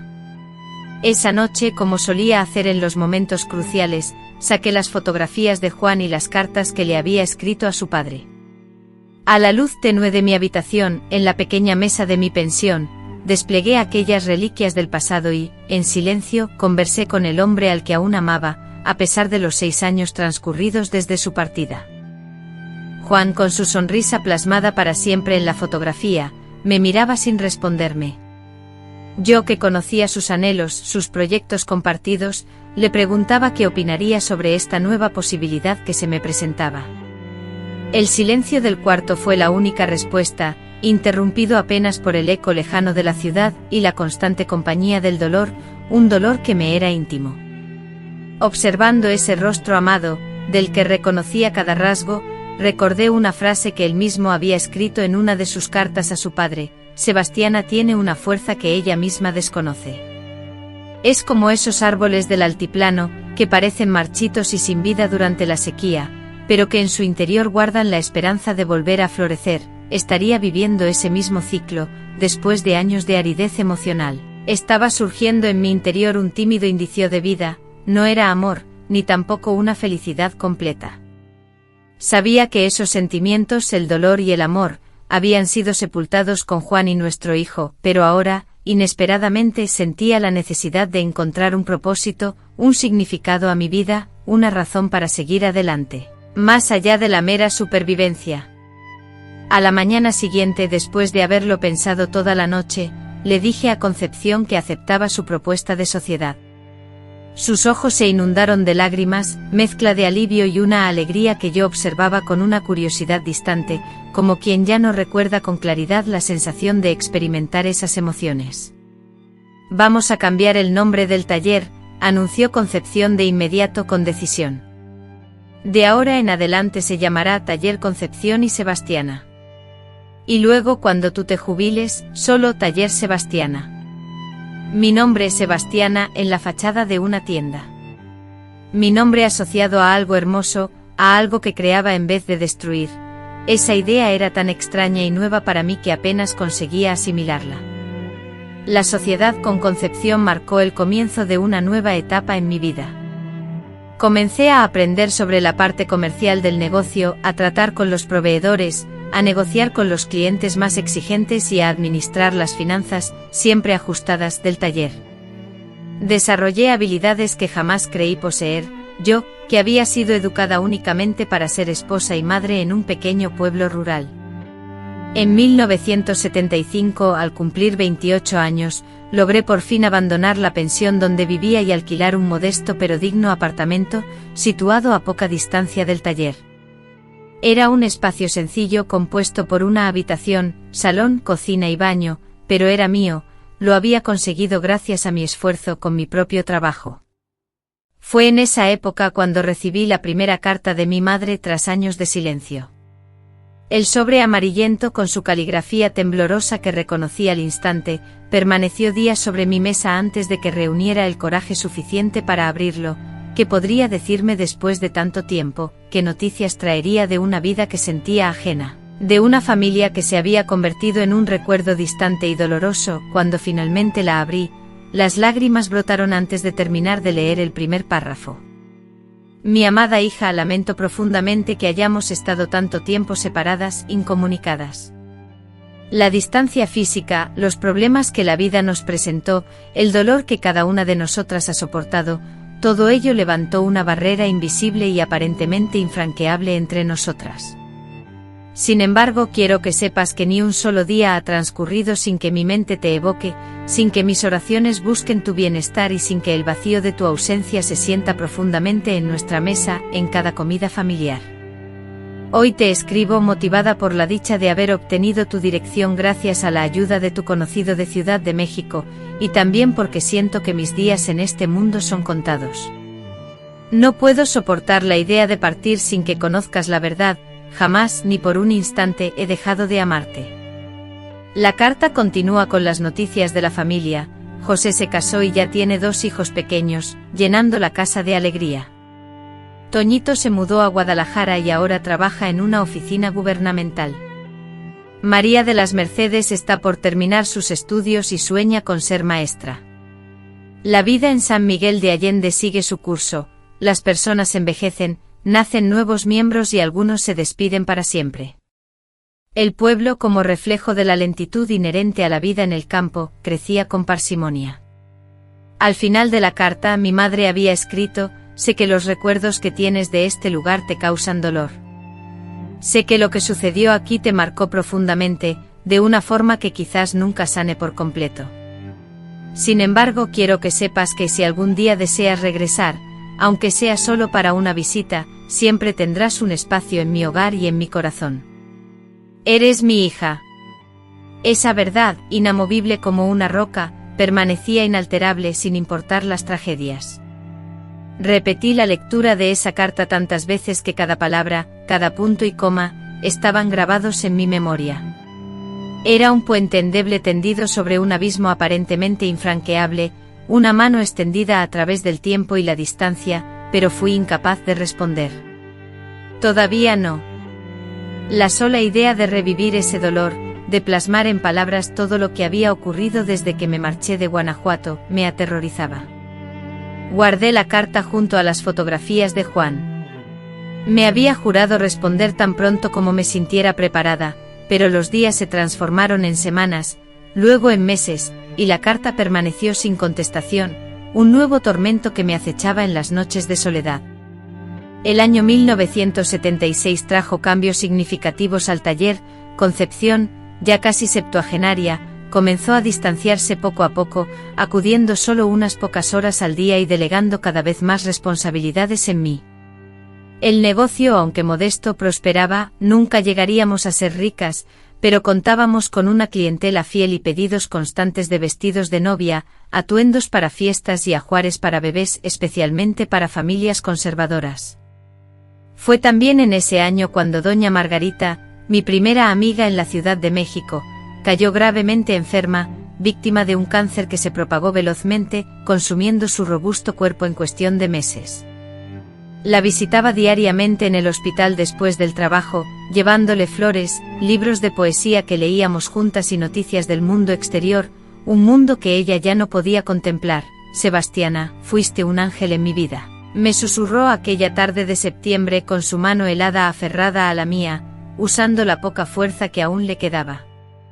Cuando te conocí pensé que estaba tendiendo una mano a una muchacha extraviada, pero fuiste tú quien llenó el vacío que la ausencia de mi hija había provocado. Las lágrimas, que raramente me permitía, ahora corrían libres por mi rostro mientras respondía. Tú fuiste mi ángel, me salvaste cuando ya no deseaba ser salvada. Esa misma noche, ella se fue en silencio como había sido su vida. En su funeral, pequeño y desolado, me percaté de que, aparte de su anciano esposo, yo era la única persona que genuinamente la lloraba, que sentiría su ausencia más allá de las convenciones sociales. Perdí no solo a una amiga, sino a la mujer que se convirtió en una segunda madre para mí, quien me tendió su mano cuando todos los demás me habían dado la espalda. Su partida reabrió heridas que en realidad nunca habían sanado por completo. Durante los meses posteriores, las pesadillas sobre aquella tarde en Guadalajara regresaron, reviviendo el ataque y sintiendo el dolor físico y emocional como si fuera reciente. Los dolores crónicos, que los médicos atribuían a las secuelas de las infecciones y cirugías, se intensificaron, llegando a postrarme en cama durante días.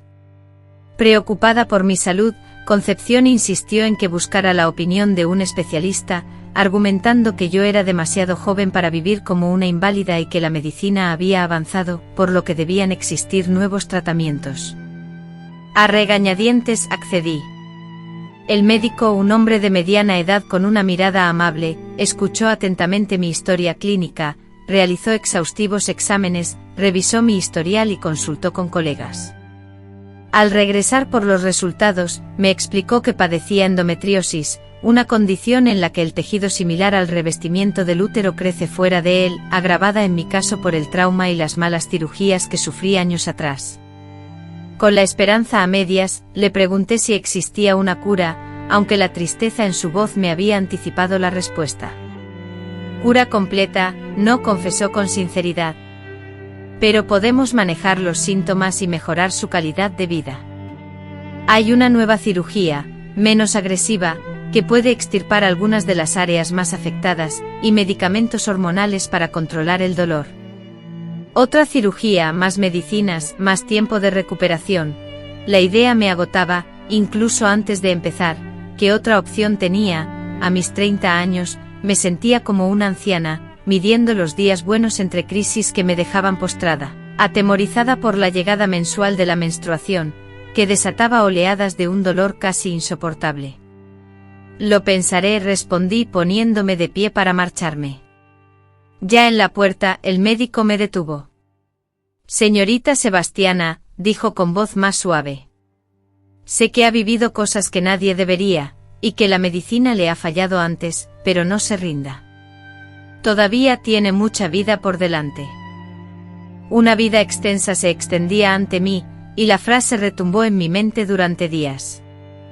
Era esa la existencia que deseaba, más vida, más años de soledad, de sufrimiento, atormentada por los recuerdos que me perseguían implacablemente como espectros. ¿Qué clase de porvenir podía vislumbrar para mí, alguien tan profundamente marcada por el pasado? La respuesta surgió de un lugar inesperado. Un día, mientras me dedicaba a un bordado sumamente fino para el vestido de novia de una joven adinerada, la cliente llegó al taller para una prueba. Cargaba en sus brazos a una niña pequeña, de no más de 3 años, con coletas rubias y unos ojos inquisitivos. Espero no ser una molestia, dijo la cliente acomodando a la niña en su regazo. La niñera se enfermó y no tenía con quién dejarla. Permanecí en silencio, inmóvil, observando a aquella niña, que tenía exactamente la misma edad que mi hijo hubiera tenido de haber sobrevivido. La misma mirada vibrante, curiosa, que imaginaba en él, la misma sonrisa espontánea que Juan poseía en las fotografías que atesoraba. ¡Qué flor tan hermosa!, exclamó de pronto la niña, señalando con su dedo el bordado que yo estaba creando. Era como si la imagen despertara algo dentro de mí, algo que creía extinguido desde hacía mucho. En ese instante sentí un movimiento interno, un calor agradable en el pecho y una suavidad que no experimentaba desde hacía años.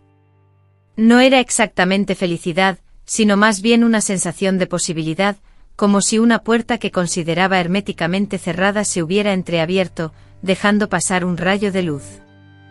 Con la voz ronca por la emoción, logré decir, gracias. ¿Quieres ver cómo la hago? La niña asintió con entusiasmo y su madre, sorprendida por mi inusual apertura, la acomodó en una silla junto a mí. Durante la siguiente hora, le mostré cómo los puntos se convertían en pétalos, cómo los hilos de colores daban vida a la tela blanca. Sus ojos brillaban de fascinación y sus preguntas, llenas de inocencia, me transportaron a un tiempo en el que yo también me maravillaba ante las pequeñas magias del mundo. Tras su partida, permanecí inmóvil durante un largo rato, absorta en mi bordado incompleto, sumergida en una sensación inusual y difícil de definir. No era sanación. Sabía que algunas cicatrices nunca desaparecerían por completo. Tampoco era olvido, Juan, nuestro hijo que nunca llegó, la violencia que había truncado nuestra posibilidad de felicidad, todo eso seguía presente, formando parte intrínseca de mí.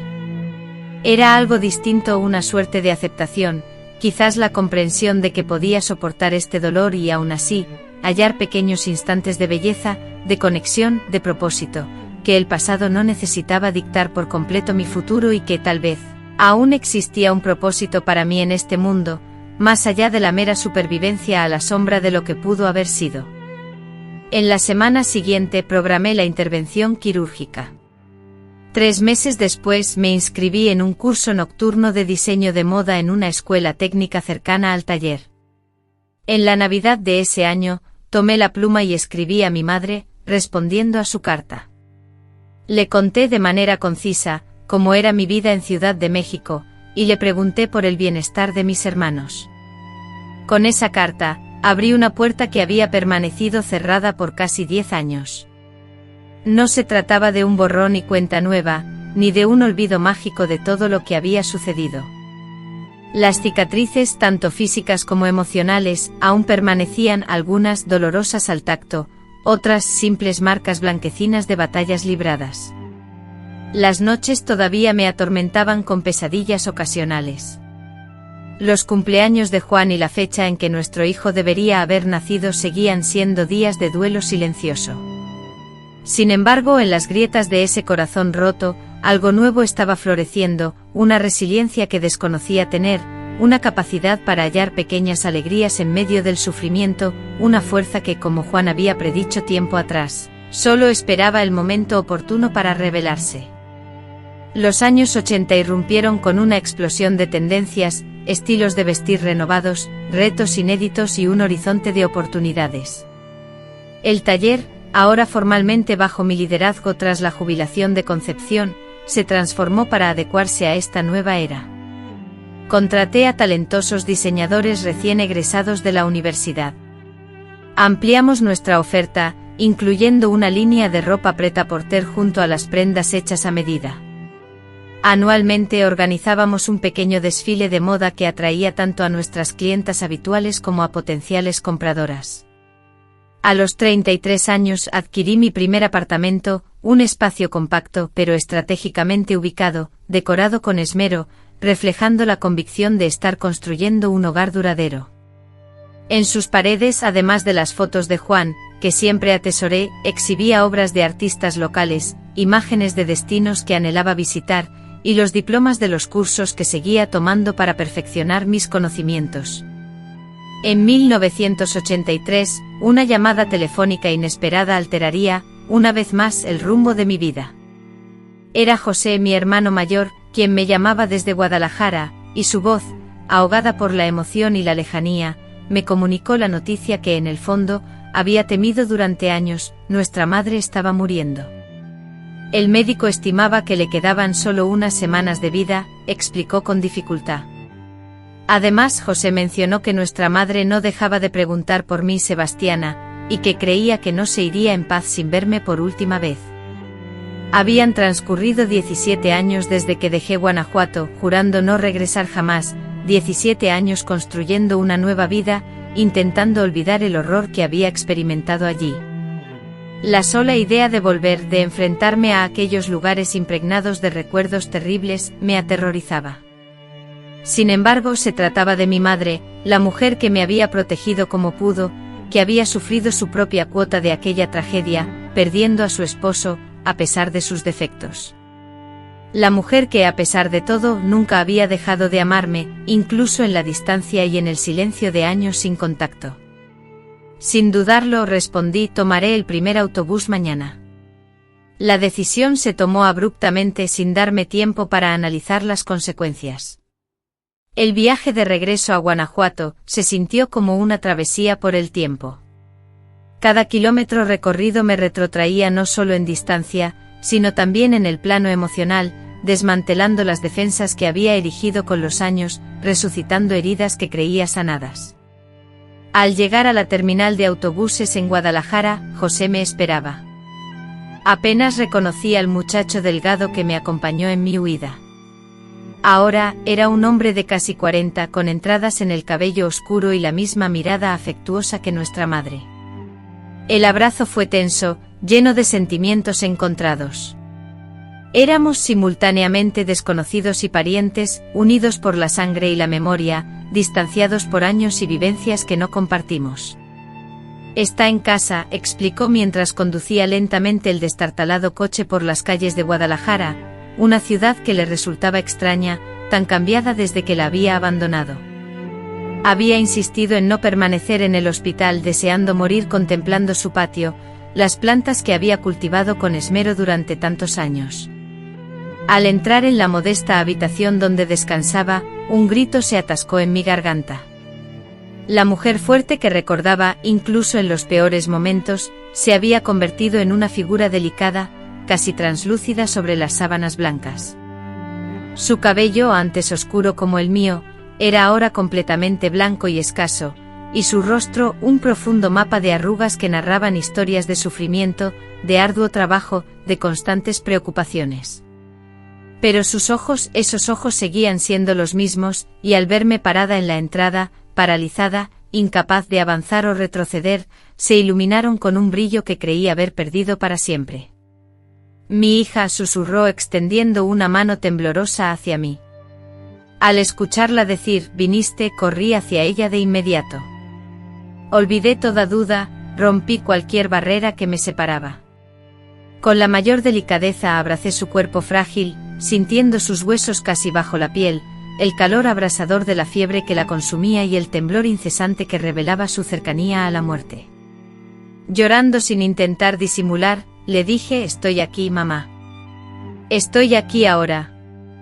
Durante 2 semanas, permanecí a su lado, durmiendo en una silla improvisada junto a la cama, solo saliendo para ducharme rápidamente y comer lo que mi cuñada preparaba.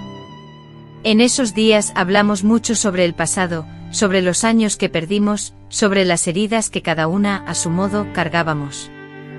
Nunca me perdoné, me confesó una noche con una voz tan débil que tuve que acercarme para escucharla, por no haberte protegido mejor, por no haber visto las señales antes de que fuera demasiado tarde. Tomando su mano entre las mías, le respondí, no había forma de saberlo, mamá. Nadie podía imaginar que él llegaría a tanto. Un padre, en lugar de hundir a su hija, debería ser su escudo.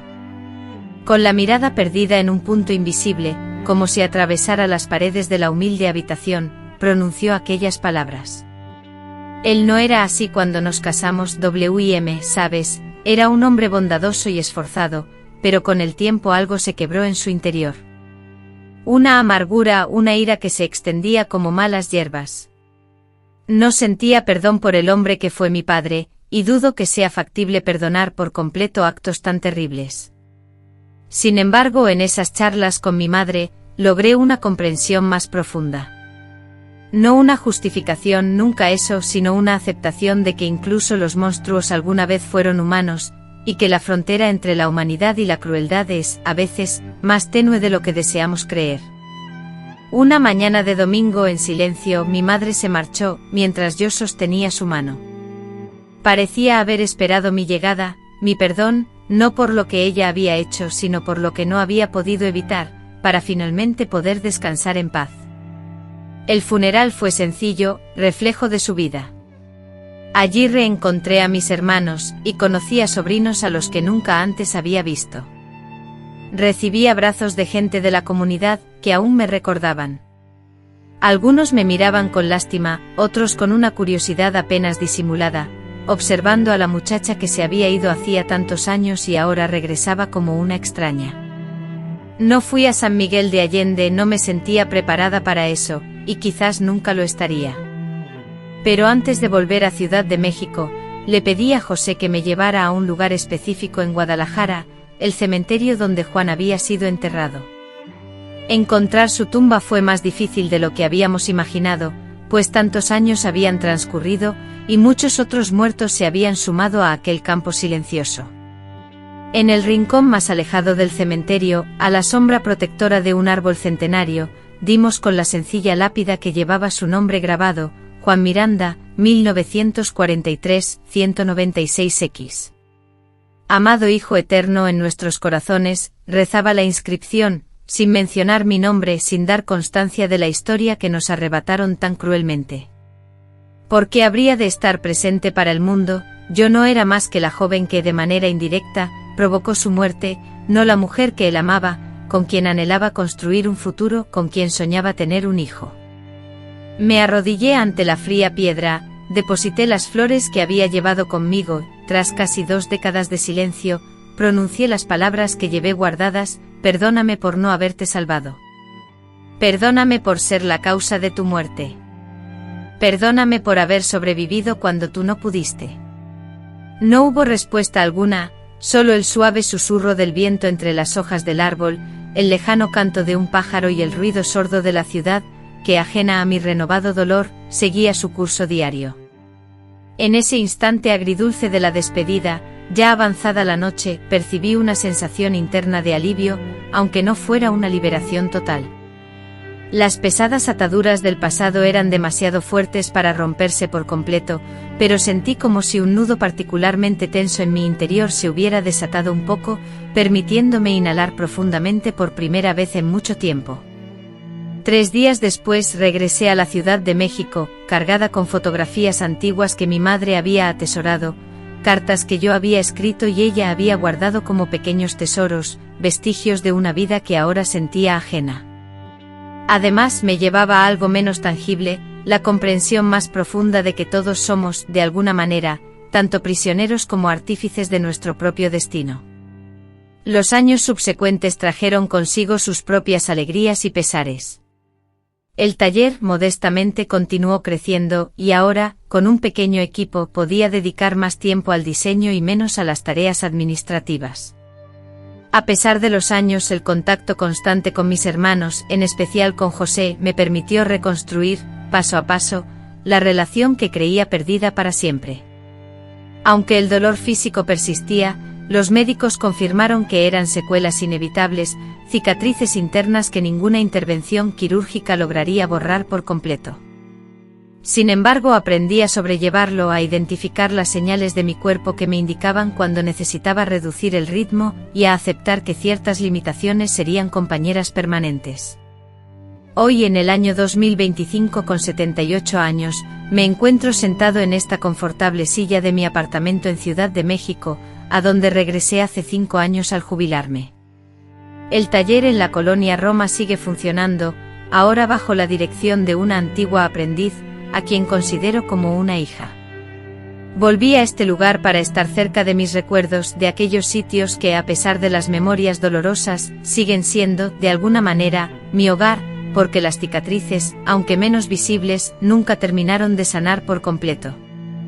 En las noches de tormenta el miedo aún me invade y me despierto sobresaltada, con la sensación persistente de escuchar la voz de mi padre, reviviendo los fantasmas de un dolor arraigado en lo más profundo de mi ser. A pesar del tiempo transcurrido, sigo sacando las fotografías de Juan del álbum, donde ahora las conservo cuidadosamente.